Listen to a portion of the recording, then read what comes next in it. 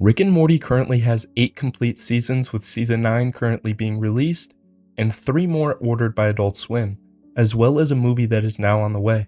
That means that there are debates all over the internet about which episodes and which seasons are the best of the show. The general consensus is that the golden age of Rick and Morty, and therefore the best season, falls within the show's first 3 seasons. Season 1 if you want nostalgia, Season 2 for character development, or Season 3 for the big hitter episodes like Pickle Rick and the Ricklantis mix-up. But I controversially believe not only is there a season better than the 3 of them, there's one that's practically the perfect Rick and Morty season. That season for me is Season 4. A typical Rick and Morty season has high highs and low lows, with 10 episodes each, with the sole exception to Season 1, which had 11. Of those 10, about 2 or 3 of these episodes are dedicated to canon and story-heavy episodes, while the rest follow self-contained adventures.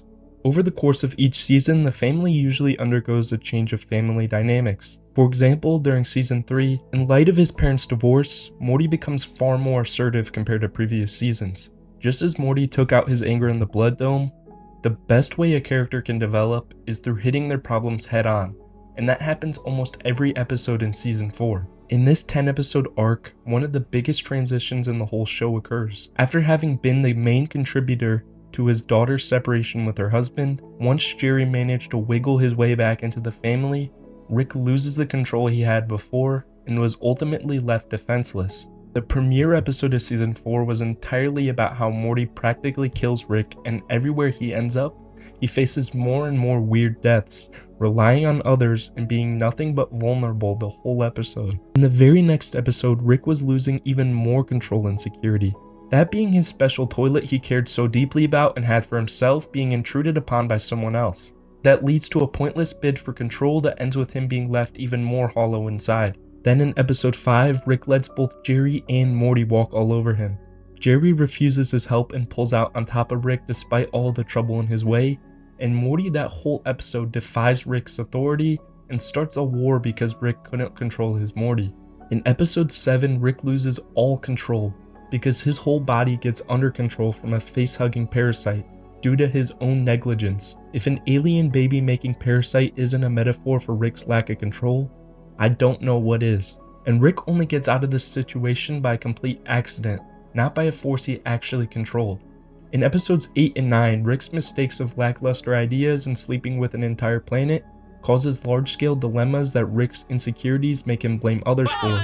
Not to cast the first stone, but Beth and Jerry, pretty terrible parenting on your part. And in the final episode, everything falls apart for Rick even more than before, because in the episode ABCs of Beth, Beth gives her dad the choice of whether she should stay back at home or leave her family to explore the galaxy. She literally hands the control keys straight to Rick, and what does he do with it? He handles the entire situation poorly by just simply telling Beth that she's not a clone. At the end of Season 4, that all falls apart for him when Space Beth comes to kill him. The level of trust Beth had in Rick before, which allowed her to give him the control of her life, didn't exist for either Beth now, no matter which one is Rick's real daughter. Rick started out as a nihilistic alcoholic that can burst in at any moment and get his way, but by the end of Season 4, he became just another part of the family with the least amount of control he's had ever, despite being a multiversal power. Rick before could just grab Morty and do whatever he wanted with him, but now he had to actually go to Beth and ask for her permission to leave with him. Rick had immense power that made him stick out in every circumstance no matter what. He still had moments where he lost, but that was his own fault for always being overconfident. Now his lack of control means that his place in the family isn't just handed to him, he has to earn it every day. That made him more relatable to a standard audience while still being funny and whimsical.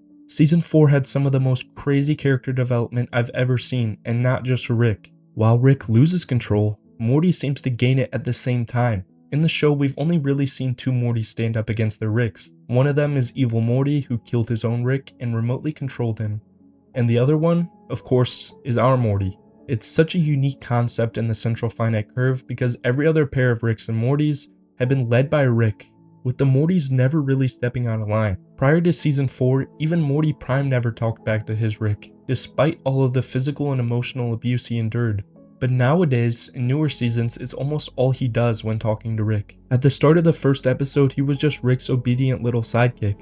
But just a short while later, when Morty was given a reason to defy Rick, and Morty saw a pathway to dying with Jessica, and the way to do so was ignoring Rick. He immediately jumped on this. This was one of the first moments Morty really started to look like Rick, since now he was starting to take on his own narcissism, allowing the death of Rick for his own benefit, just like what happened to Morty to an extent due to years of neglect from Rick. And there was previous occurrences like this when Rick overheard the family, and especially Morty, talk badly about him behind his back. Morty never directly confronted Rick before like he did in the Vat of Acid episode, when he lost his patience with Rick and called him out for being uninspired and not being up to his normal standards. Despite this rift they created in their relationship, Rick managed to turn it into one nice big lesson for Morty, which ended with him going back on his earlier criticisms. Even though it looked like they did repair their bond at the end of the episode, their dynamic was never the same, and honestly that's great for the show. If Rick and Morty was going to have enough firepower to last longer than season 4, they were going to have to break the mold and redefine the show. The Vat of Acid episode did just that.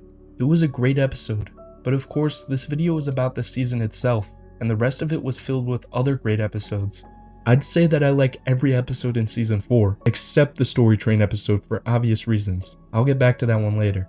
He's got those things. What do you call them? The gutters. Morty, gross. That's what people call them. Gross people. I even liked the Dragon and Talking Cat episode. It wasn't even half bad. I very much enjoyed Rick and Morty venturing out of their entirely sci-fi concepts and taking an adventure that relied much more on fantasy. Disturbing dragons aside, this episode and many other episodes in season 4 had amazing writing that elevated the show to a constant level of quality. Because while most other seasons looked like a constant up and down between good and bad episodes, season 4 had a much tighter range of quality, sitting at a high level. Something people tend to look over is just how important consistency is. People let the top episodes of a season dominate its overall reputation no matter how bad the other episodes are. A perfect season is one where you don't have to skip back and forth for your favorite episodes, but one you could just put on and enjoy start to finish. I don't necessarily hate the Story Train episode as a whole, but the fact that the entire thing wasn't real whatsoever did cause me to dislike it, but that doesn't change the writing of the episode as a whole. I really liked how in episode 5, Rattlestar Rick Lactica, Morty's actions forced Rick to finally dabble with time travel, which was something shoved in our faces in season 1, and yet Rick always just refused to do it. I also think they should revisit the kind of storytelling that they used in Pro Mortius, where the episode started off with absolutely no context, and throughout the episode, we watch Rick and Morty piece together what happened. That kind of immersion doesn't exist enough in Rick and Morty. It could have made other episodes so much better. Something really different was how this season managed to develop characters in their own standalone ways. In seasons before and even after, the driving force of development is Evil Morty, Rick Prime, or the Citadel. None of them have any weight the whole season, and yet the most substantial character development we've ever seen happens. The episodes that gave us the most growth too weren't even filled to the brim with canon. Matter of fact, the season finale is the only episode that even deals with canon. And after the development the season had already had, the family was able to work together to stop a crisis instead of Rick and Morty doing it by themselves and being predominantly led by Rick. Now I said at the start of the video that I believed this was the best season, but based off the way that the season is structured, I think it might also be the perfect season in the eyes of its creators. Justin Roiland's favorite type of episodes are ones that are chaotic one-off adventures. The whole season is nothing but self-contained, unique stories. The other creator, Dan Harmon, heavily supports long and well thought out arcs with gradual and organic character development, just like what we had the entire season, with no major canonical episodes apart from one,